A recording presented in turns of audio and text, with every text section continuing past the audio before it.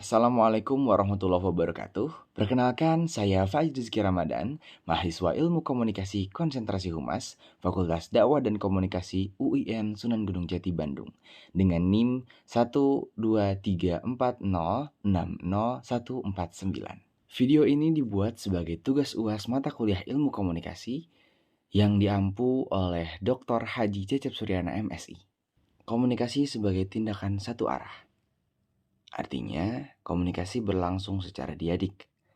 Hal ini dikarenakan adanya hubungan timbal balik pada saat berkomunikasi. Pertama-tama akan saya jelaskan terlebih dahulu apa sih komunikasi satu arah itu. Nah, jadi komunikasi satu arah itu adalah proses penyampaian informasi dari komunikator ke komunikan. Proses ini bisa menggunakan media ataupun tidak. Proses ini juga di dalamnya boleh terdapat feedback atau boleh juga tidak. Di sini komunikator berperan sebagai penyampai pesan, sedangkan komunikan penerima pesan. Jadi komunikatorlah yang akan menjadi sumber informasi, sedangkan komunikan hanya mendengarkan. Komunikasi satu arah itu contohnya seperti video ini. Saya dengan pemirsa sekalian. Ini berarti saya sekarang berperan sebagai komunikator di mana saya menyampaikan pesan-pesan dan pemirsa sekalian berperan sebagai komunikan di mana pemirsa sekalian mendengarkan saya menyampaikan pesan. Jadi berperan sebagai penerima pesan. Saya dengan pemirsa sekalian merupakan salah satu contoh komunikasi satu arah yang tidak menggunakan feedback.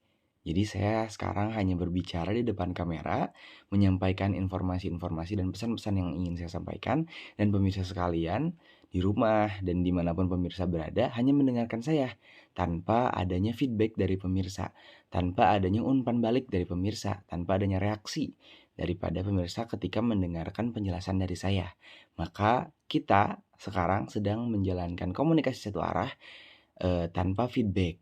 Oke, teman-teman sekalian sudah mengerti kan apa yang dimaksud dengan komunikasi satu arah? Komunikasi satu arah artinya komunikasi berlangsung secara diadik. Apa sih diadik itu? Diadik adalah proses pertukaran informasi yang dilakukan oleh dua orang secara langsung atau tatap muka dengan komunikator sebagai sumber pesannya. Kita biasanya menjumpai komunikasi diadik itu dalam dialog atau wawancara. Misalkan kita akan mewawancarai dosen terkait satu materi, terkait satu persoalan. Maka kita sebagai pewawancara itu akan berperan sebagai komunikan, di mana kita hanya mendengarkan. Dan dosen akan berperan sebagai sumber pesan, yaitu komunikator. Nah, pemirsa, itulah penjelasan bagaimana komunikasi satu arah berlangsung secara diadik. Kita kembali ke pernyataan nomor 8 nih. Di sana dijelaskan bahwa komunikasi satu arah yang berlangsung secara diadik itu disebabkan oleh adanya timbal balik ketika sedang berkomunikasi. Teman-teman tahu nggak sih timbal balik itu apa? Jadi, hubungan timbal balik itu adalah hubungan yang saling memengaruhi. Hubungan ini bisa terjadi antar individu, bisa terjadi antara individu dengan kelompok, bisa juga terjadi antar kelompok. Dalam komunikasi, hubungan timbal balik akan terjadi apabila komunikator dan komunikan saling bertukar pikiran, pendapat, serta persepsi mereka akan topik yang sedang dibahas. Setelah mengetahui pengertian hubungan timbal balik serta bentuknya dalam komunikasi, saya merasa kurang setuju dengan pendapat atau pernyataan yang ada pada nomor 8, di mana nomor 8 menjelaskan bahwa hubungan timbal balik itu akan menyebabkan komunikasi satu arah. Menurut saya, apabila terjadi hubungan timbal balik dalam komunikasi satu arah, maka secara otomatis komunikasi satu arah itu akan berubah menjadi komunikasi dua arah. Mengapa demikian? Karena hubungan timbal balik dalam komunikasi itu akan menyebabkan terjadinya pertukaran pikiran yang menyebabkan informasi atau pesan itu tersampaikan bukan hanya dari komunikan, tapi komunikator juga ikut menjadi komunikan pada akhirnya, ikut menjadi penyampai pesan. Maka dari itu, komunikasi yang semacam itu bukan lagi komunikasi satu arah, melainkan dua arah. Pemirsa sekalian, yang perlu di-highlight adalah timbal balik berbeda dengan feedback atau umpan balik. Kalau timbal balik itu proses pertukaran pikiran, proses pertukaran pendapat dan persepsi, yang artinya komunikan itu berhak untuk berpendapat atas pesan yang disampaikan oleh komunikator. Nah, kalau feedback atau umpan balik itu tidak demikian. Feedback atau umpan balik itu hanya bersifat reaksi saja. Misalkan seperti reaksi apabila mendengarkan pesan yang menarik, seperti gestur tubuhnya jadi berubah, lebih tegak misalkan, atau lebih maju misalkan karena penasaran gitu. Atau misalkan, mendapatkan pesan yang menarik terus feedbacknya antusias dan mengeluarkan kata wow, misalkan seperti ketika ada yang menjelaskan suatu hal yang menarik, wow, itu adalah feedback atau umpan balik atau reaksi. Reaksi ini tidak berpotensi untuk mengubah topik, berbeda dengan pendapat, berbeda dengan umpan balik yang di sana dapat melontarkan pendapat yang mungkin tidak sesuai dengan apa yang diucapkan oleh si komunikator. Karena tidak sesuai, itu juga jadi berpotensi untuk mengubah topik. Karena komunikasi dianggap sebagai proses sebab akibat, maka komunikasi disebut interaksi. Jika bisa memilih tak bertemu, maka itu yang kupilih. Aduh. Ngomongin interaksi malah kebayang lagunya Tulus. Tapi di lagu itu Tulus bercerita tentang dirinya yang malas berinteraksi dengan cinta baru. Jadi dia sedang berada di fase menemukan cinta baru, tapi karena interaksi dengan cinta yang sebelumnya bisa dikatakan gagal, dia jadi ragu untuk berinteraksi lagi dengan cinta baru. Maka dari itu lagu Interaksi tercipta. Tapi teman-teman, ada yang tahu gak sih interaksi itu apa? Interaksi adalah tindakan di mana dua objek atau lebih saling memengaruhi atau saling memiliki efek terhadap satu sama lain. Contoh interaksi. Contoh interaksi pada benda itu bisa terjadi antara pulpen dengan Contoh interaksi pada benda itu terjadi antara pulpen dengan buku ketika kita sedang menulis. Salah satu contoh interaksi yang bisa kita amati lewat benda adalah ketika kita sedang menulis. Ketika sedang menulis, terjadi interaksi antara ujung ballpoint terhadap permukaan buku atau kertas. Misalkan kita menulis nama di dalamnya. Karena terjadi interaksi goresan di antara ballpoint dengan kertas itu, maka kita akhirnya bisa menulis dengan tinta yang menempel di bukunya. Interaksi ini juga dapat terjadi terhadap individu tentunya.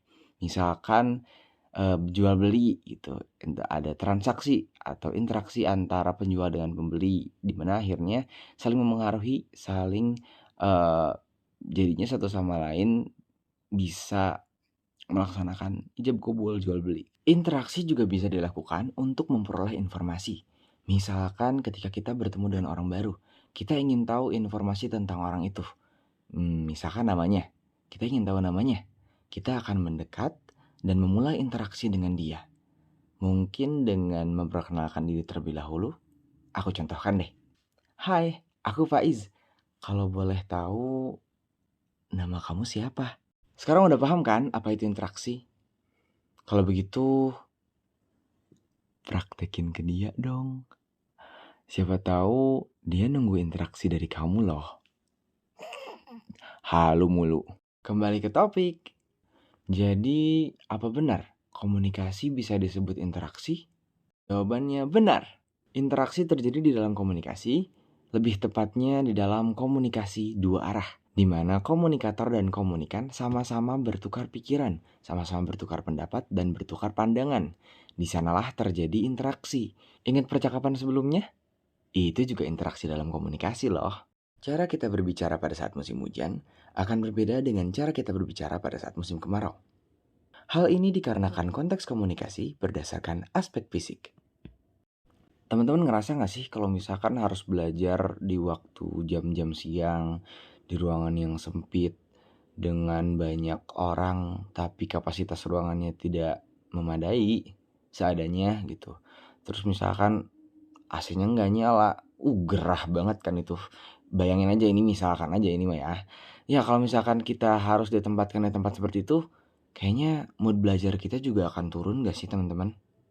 Nah, demikian itu merupakan contoh bahwa aspek fisik dapat mempengaruhi efektivitas dalam berkomunikasi. Salah satu aspek fisik yang dibahas dalam pernyataan nomor 17 adalah tentang iklim, cuaca, serta suhu ruangan. Di mana dikatakan bahwa ketika kita menghadapi musim hujan, itu berbeda cara bicaranya dengan ketika kita menghadapi musim kemarau. Berbedanya gimana sih? Misalkan ketika musim hujan dalam ruangan mungkin kita akan merasa lebih tenang, lebih sejuk, lebih adem, sehingga bicara pun bisa lebih santai. Berbeda seperti misalkan di dalam ruangan ketika kemarau. Yang tadi disebutkan misalkan lagi siang-siang, panas-panas, misalkan AC nggak nyala, kemudian segala macam yang terjadi secara tidak sadar itu akan memancing emosi kita. Hingga akhirnya nada bicara kita pun bisa jadi berubah dikarenakan kita telah emosi terhadap keadaan yang terjadi di sekitar kita.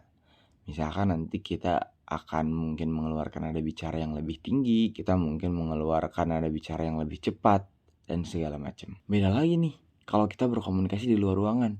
Misalkan ketika hujan tadi, kalau di dalam ruangan mungkin komunikasi kita akan lebih santai, lebih ringan.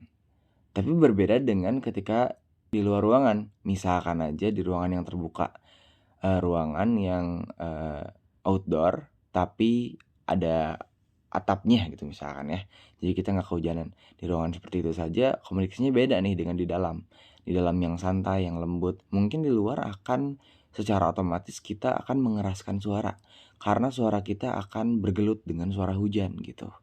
Jadi beda kan cara komunikasinya di dalam dan di luar ruangan.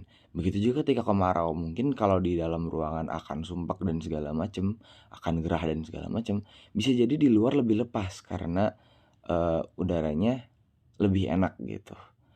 Karena nggak terlalu gerah bisa jadi. Selain yang disebutkan tadi, ada lagi nih aspek fisik yang dapat mempengaruhi efektivitas dalam komunikasi. Ada bentuk ruangan dan warna dinding. Berbeda-beda bentuk ruangannya, berbeda-beda warna dindingnya juga akan berpengaruh terhadap efektivitas dalam kita berkomunikasi. Mungkin ketika ruangannya gede kita harus lebih lantang suaranya karena ya takutnya yang jauh nggak kedengeran gitu. Atau kalau ruangannya gelap mungkin kita harus menyediakan penerangan lebih ketika kita berkomunikasi dengan cara tulisan misalkan, nonverbal gitu dan segala macam. Kemudian juga penataan tempat duduk juga akan berpengaruh. Misalkan kalau lagi ngajar atau menjelaskan sesuatu, terus audiensnya duduk lesehan, berbeda juga gitu loh dengan audiensnya yang misalkan duduk tegak serta dilengkapi meja gitu. Mereka akan lebih nyaman menulis gitu. Terus juga jumlah peserta juga menentukan.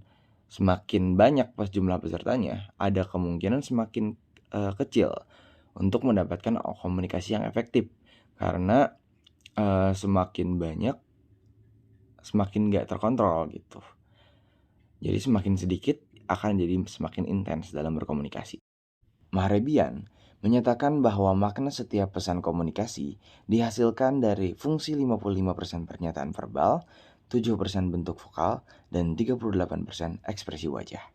Pernyataan nomor 21 ini merupakan hasil dari penelitian yang dilakukan oleh Profesor Albert Mahrebian, seorang guru besar emeritus psikologi di University of California, Los Angeles, pada tahun 1967. Beliau melakukan penelitian mengenai hubungan pesan verbal dan nonverbal. Mari kita bedah satu-satu. Yang pertama, Albert menyebutkan bahwa 55% pesan komunikasi merupakan pernyataan verbal. Apakah benar? Dalam kehidupan sehari-hari, mungkin hampir setiap harinya kita tidak pernah berhenti berbicara.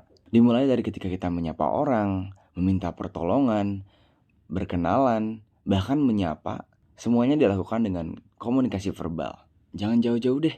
Di kehidupan sehari-hari kita nih, misalkan kita mau beli sarapan, kita juga akan menggunakan komunikasi verbal. Atau misalkan ketika kita datang ke kelas dengan terlambat, kita mengucapkan salam terlebih dahulu, terus kita akan menemui dosen dan meminta maaf gitu karena terlambat dengan 1000 alasannya gitu. Itu juga sama, semuanya menggunakan komunikasi verbal. Bahkan dikatakan bahwa laki-laki itu punya 5.000 kata yang harus dihabiskan setiap harinya. Sedangkan perempuan ada 20.000. Itu artinya cukup mendominasi komunikasi verbal itu dalam kehidupan sehari-hari kita. Selanjutnya, 7% bentuk vokal. Bentuk vokal ini adalah bagaimana kita mendelivery atau menyampaikan pesan lewat verbal. Didukung oleh bentuk vokal, misalkan nada bicaranya harus pas. Kalau kita marah misalkan nada bicaranya mungkin harus lebih tinggi gitu, suaranya lebih keras dan segala macam. Atau juga kefasihan serta kejelasan dalam pelafalan. Bagaimana kita melafalkan setiap kata yang akan kita keluarkan sehingga audiens akan menangkapnya dengan sangat jelas, sangat tepat. Dan yang terakhir dalam teori Albert adalah 38% ekspresi. Tentu saja ketika kita menyampaikan pesan lewat verbal maupun non-verbal, ekspresi akan sangat mendukung. Ekspresi dapat membantu kita mengungkapkan perasaan, memperlihatkan emosi kita. Misalkan ketika kita marah, ekspresi kita seperti apa? Misalkan kita memainkan mata kita jadi lebih melotot. Kita memainkan segala mimik muka kita sehingga kita terlihat sedang sebal, sedang kesal, atau ketika sedih, atau ketika bahagia. Beragam ekspresi yang akan bisa kita wujudkan dalam bentuk emosi. Selanjutnya, ekspresi juga dapat mendukung penyampaian pesan. Misalkan ketika saya menyampaikan bahwa gajah itu besar, berbeda dengan ketika saya menyampaikan dengan ekspresi. Misalkan, gajah itu besar. Itu akan membuat pesan yang disampaikan terasa lebih dramatis dan bisa tertangkap dengan lebih baik. Selain itu, ekspresi juga dapat membantu kita dalam menjaga hubungan sosial. Misalkan seperti adat di kita, di Indonesia ataupun di Islam, kalau misalkan bertemu dengan orang yang kita kenal, kita disunahkan untuk tersenyum, menampilkan ekspresi yang bahagia. Senyum itu selain sebagai ibadah, tetapi juga menunjukkan kedamaian. Menunjukkan bahwa kita membawa perdamaian, membawa kedamaian. Makanya itu bisa merekatkan hubungan sosial. Atau misalkan ya ketika ketemu teman lama, kita menampakkan raut wajah yang bahagia, raut wajah yang menunjukkan kalau kita senang bertemu kembali dengan mereka. Itu juga akan menjaga hubungan sosial kita. Tidak berarti bahwa semua perilaku adalah komunikasi. Namun komunikasi terjadi apabila seseorang memberi makna pada perilaku orang lain atau perilakunya sendiri. Komunikasi terbagi menjadi 2 macam. Ada komunikasi verbal, ada juga komunikasi non-verbal. Komunikasi verbal juga ada bagiannya. Ada komunikasi lisan, ada komunikasi tulisan. Begitu juga dengan komunikasi non-verbal. Komunikasi non-verbal adalah komunikasi yang dilakukan oleh bahasa tubuh. Misalkan tatapan mata, ekspresi, intonasi, gestur, dan segala macam. Pertanyaannya, apakah setiap gestur, bahasa tubuh, setiap perilaku yang kita lakukan itu semuanya adalah komunikasi? Jawabannya tidak. Misalnya ketika kita berjalan, apakah kita sedang mengkomunikasikan sesuatu? Apakah kita sedang membawa pesan sesuatu kepada orang-orang yang melihat kita berjalan? Sepertinya tidak. Ketika kita berdiri misalkan, atau ketika kita minum, tentu saja kita tidak berniat untuk menyampaikan pesan apapun kan ketika kita melakukan kegiatan-kegiatan yang disebutkan tadi. Lalu kegiatan apa aja sih yang termasuk dalam komunikasi? Sebenarnya kegiatan apapun bisa termasuk ke dalam komunikasi. Asalkan komunikator ataupun komunikan itu dapat memaknai perilaku kita sebagai pesan. Misalkan, balik lagi ke jalan, misalkan tadi kita melihat orang jalan di pinggir jalan, kita tidak melihat pesan apapun darinya. Tapi berbeda ketika kita melihat orang jalan catwalk misalkan di suatu pertunjukan fashion show gitu. Itu mereka sedang mengkomunikasikan apa? Tentu saja mereka sedang mengkomunikasikan pakaian yang sedang mereka kenakan. Atau ketika kita berdiri tadi, ketika kita melihat orang sedang berdiri, ya dia tidak mengkomunikasikan apa-apa. Tapi berbeda lagi ketika kita melihat misalkan ada pejabat yang masuk ruangan dan orang-orang yang tadinya di dalam sedang duduk tiba-tiba berdiri. Itu berarti mengkomunikasikan bahwa mereka yang berdiri itu menghormati orang yang baru saja datang. Jadi intinya, syarat untuk menjadikan suatu perilaku itu sebagai komunikasi adalah dengan menyisipkan pesan di dalamnya. Baik, cukup sekian yang dapat saya sampaikan dalam kesempatan kali ini. Saya ucapkan terima kasih banyak kepada pemirsa sekalian yang telah menyaksikan video saya. Saya juga ingin memohon maaf apabila terdapat kesalahan yang disadari maupun yang tidak saya sadari selama saya membuat video ini. Saya ucapkan terima kasih banyak kepada dosen pengampu saya di bidang ilmu komunikasi, yaitu Dr. Cecep Suryana MSI. Sekian video ini saya akhiri dengan ucapan wassalamualaikum warahmatullahi wabarakatuh.